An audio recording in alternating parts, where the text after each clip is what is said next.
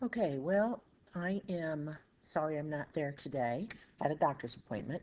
I will be back on Wednesday. So, what I'm going to have you do is I'm asking you to take some notes on this next section of information.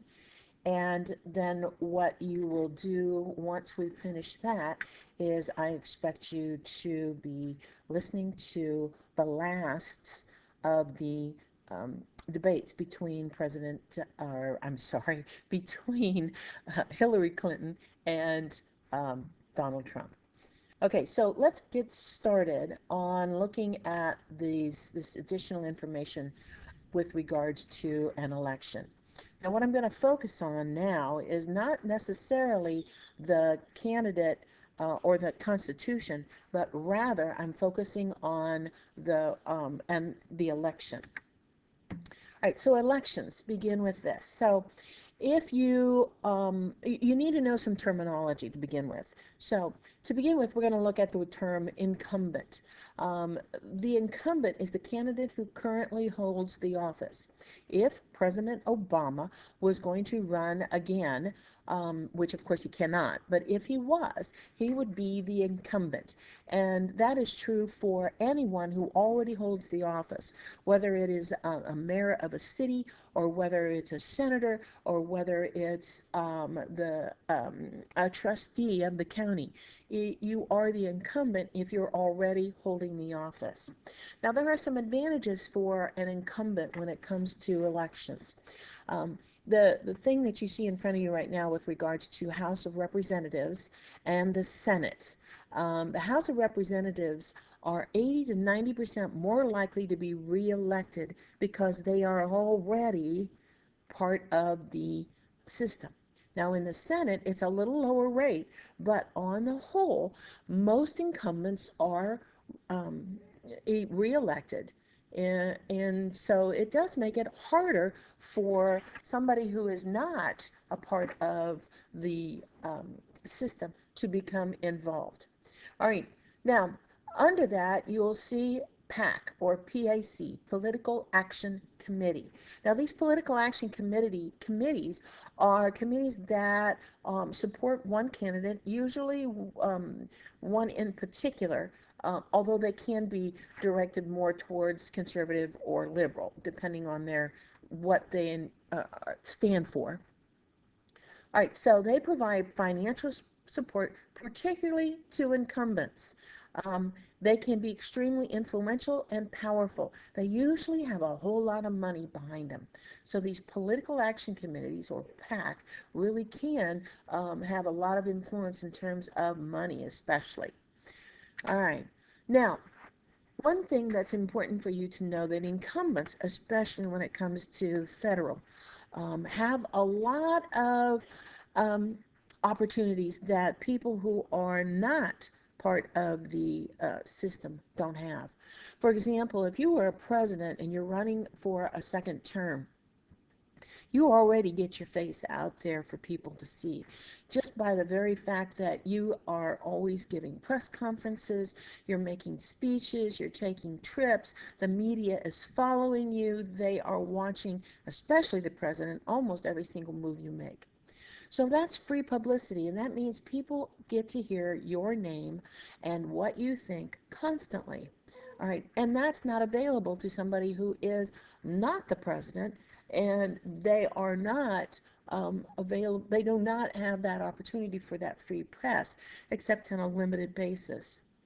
Now, also, what is can be frustrating, but very true, is a lot of times these incumbents will claim the credit for different actions that have been taken, whether they've done it or not.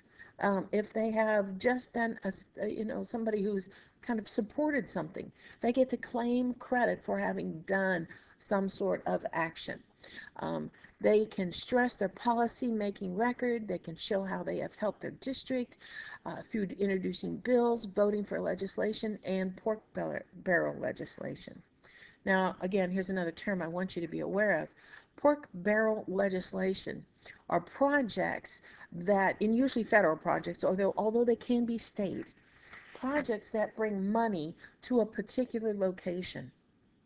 whether it's through road building or bridge building or programs to help any number of different people, but they're usually pork barrel usually are things that are not necessarily all that helpful, but rather just brings money to a group.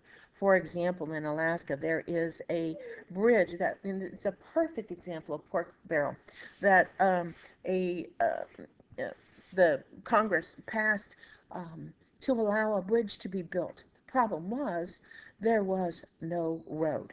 The bridge exists, but it goes nowhere and comes from nowhere. So it's not a very good example of the way to spend money, except that it did bring money into a particular group. Okay, next. Now, you do not need to write this down, so don't, but please listen to what we're talking about here. Um, in 2012, elections jumped 7% from $5.4 billion a year ago to close to $6 billion. An election, and we're talking about a presidential election here. The presidential election is expensive, and it's included the money here. We're not just talking about the candidates spent this money, but rather it's money spent on the candidates themselves. So, or I'm sorry, I said that wrong. It is money spent in order to have candidates elected. So that can be money spent by the candidates, but it's also money that maybe the party might have spent, or the money that was spent on um, that organizing the election and so forth. So it can be quite expensive. One factor that can change the bottom line is spending by super PACs. And this is, remember, this is what we just talked about, these PACs. Super PACs are large groups of people that have joined together to put forward whatever that they're interested in. In this case, most super PACs have to do with presidential elections. All right, so they have their donations are huge. The thing is, they do not have to reveal how much they give to their candidate. So it's kind of a loophole in the law, and it is part of the Supreme Court has okayed it for all intents and purposes. But that's something that is of concern. Now we have an additional piece of information. This is closer to this was about 2012, but this next one, and I hope it opens. Doesn't seem to want to. Come on. Give me a second here. Okay, so this is a more current piece of information. This is 2016 presidential race, and if you look down here, it's interesting to see what the campaign funding by these candidates. You'll notice Hillary Clinton has $445 million of committee money. Also, an additional, and this is outside money, probably considered part of this PAC. She also has 171 million that she's gathered. Now, under that is Gary Johnson, probably one of the best known outside candidates that are not part of the two major political parties. He's at 10 million. Evan McMillan, who I really don't know what he belongs to, he might be the Green candidate. He only has 498,000. Jill Stein, I believe is well, I'm not even sure, so I'm not going to guess. She has a little over 3 million. And then we come down to Donald Trump, and he has 218 million that he has, and again, compared against Hillary, but he makes up kind of a little bit with outside money, lot of outside money at 214 million. So these people have huge, especially the two major candidates, have huge amounts of money to spend, but it is not cheap in order for this to happen. So let's see. Let me get out of this. Okay. So now, important for you also to know about the FEC, which is the Federal Election Commission. This is an independent agency, and I highlighted that for that reason. Even though we're going to see that it's appointed by the executive branch, basically the president, it is independent of them. Once they're created, they are not expected to um, be beholden to any one particular candidate. So it's an independent agency of the executive branch created to administer and enforce the statute that governs the financing of federal elections. In other words, they want the elections to be fair and available to all people. These are 6 members appointed by the president, but the Senate has to confirm their nomination. Right. Their job is to require timely disclosure of campaign finance data and limits on campaign contributions and expenditures. It, there are rules to running for an office, and you are expected to follow them, especially when it has to do with finances. Now, that doesn't necessarily mean we're talking about personal finances, although it can relate to that. And that's why you're hearing Hillary talking about, let your personal finances be shown, and to Donald Trump, and he's saying not a chance. Well, that's outside of what we're talking here. Now, 2, they provide public funding for several parts of presidential election process. If you have ever given or ever filled out an income tax form, and I think a few of you may have, but when you do, you will find that there's a little box on that income tax form that asks if you want to contribute. Um, I think it's up now from, it used to be $1, I think it's $3 now. I can't remember absolutely. But if you want to contribute, this is where that money goes. It doesn't go to one candidate or another. It goes into this fund with the FEC, and then it is provided to the candidates, hopefully on an equal basis. All right, so then number 3, this FEC gives public funds for presidential campaigns if candidates qualify. So these funds are available, but only for those who qualify to actually be in the election. So if you're somebody who, I'm going to run for president and I'm going to get their money, well, you have to accomplish certain um, qualifications in order to be able to get that money. And don't ask me what those qualifications are, I'm not sure, but they do have to qualify. I'm pretty certain they have to have successfully been able to be on the ballot to begin with. Okay. All right, so now we're going to move forward. What should you know about political parties and voting behavior? All right, so political parties in our country, we have 2 main ones, and you guys already know these, the Democrat and the Republicans. But there are others. There's the Green Party, the Libertarian, the Constitution Party, the Socialists. I forgot to put down the Tea Party. So there are other parties that are active in our country. But the 2 main ones, going back here to Democrat and Republican, the Democrats are primarily concerned with social issues. And the Republican Party is primarily concerned with economic issues. Now, you would think that that would not necessarily be things that would cause dissension between 2 groups, but they do. The Democrats are primarily concerned with helping and people who need maybe social welfare. They are concerned with social issues where things like so I would say the Democrat Party especially was for the gay rights. And so that shows that economic side, or I'm sorry, the social side of the Democrat. Now, the Republican Party is primarily concerned with economic issues.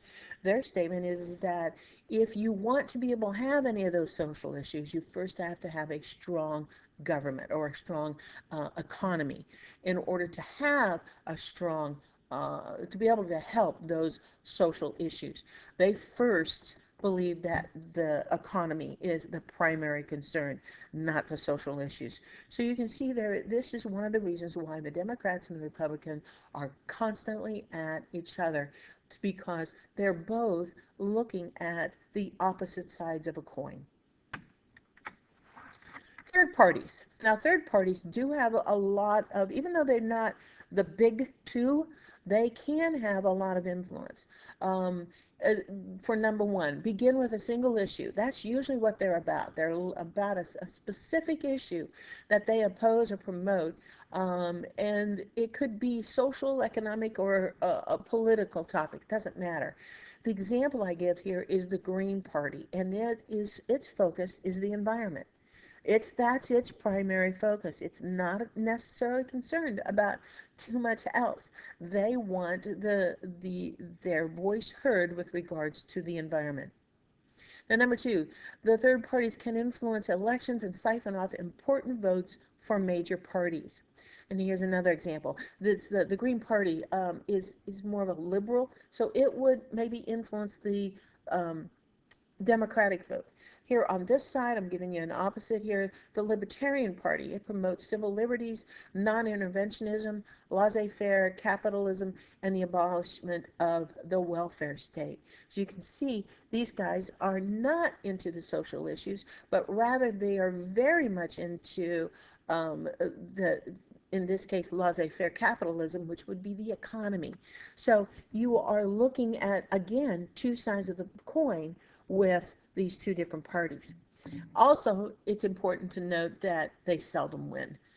Usually, if a third party wins, it's more on a local level, not on a national level. Okay, now the function of parties in America. A political party is a group of people who try to influence policy agendas and whose ultimate goal is to run the government by getting their favorite candidate elected. That's it. That's the issue of the Democrats and the Republicans. They're looking to have their candidate elected. We're focusing on presidential candidate here, because that puts them in the major role of running the country. All right, so the parties, their function is this, is to create a rally point or home for diverse groups that share similar economic, social, and political concerns. Meaning that if you are a conservative, that it doesn't matter what color of skin or um, uh, what religion you might be in, as long as you share similar concerns, then you would most likely join the party that best um, exemplifies you.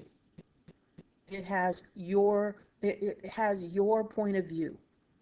Okay, so that is the reason for the party, to join the party. The process also is simplified by having parties. It keeps it much cleaner to have, when the country first started, there were political parties, but there were so many political parties that voting process was messy, extremely messy, more messy than this is. Um, then number three, they generate excitement about elections. You have a point to rally around. I am a Republican. I'm a Democrat. You have that term can help identify you, and also kind of create a place to cheerlead, a place to cheer on your particular candidate. All right.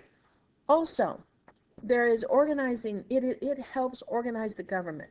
Their office holders are based on decisions on the party's interest. So whoever holds the office, their focus, their decision-making process will most likely um, mimic or mirror what the party is all about. Then five, accountability. People hold their political parties responsible for making sure office holders fulfill their platform and campaign promises. All presidential, looking and using that as an example, all presidential candidates have what's known as a platform, or what they plan to do when they are in office. And people rally around that. And they hear what the candidates are saying, and so they have an expectation that those candidates will fulfill their promises. Unfortunately, that's not necessarily true, that they will fulfill their promises. Part of campaigning is promising as much as you can in an effort to gain your vote. But once you are elected, that doesn't mean you are held to those promises. So it's very possible that even though your candidate says one thing, they may actually do something completely different, which does cause a lot of problems and can create a lot of dissension within a particular party. All right, so an organization of parties. Parties are organized much like the federal government.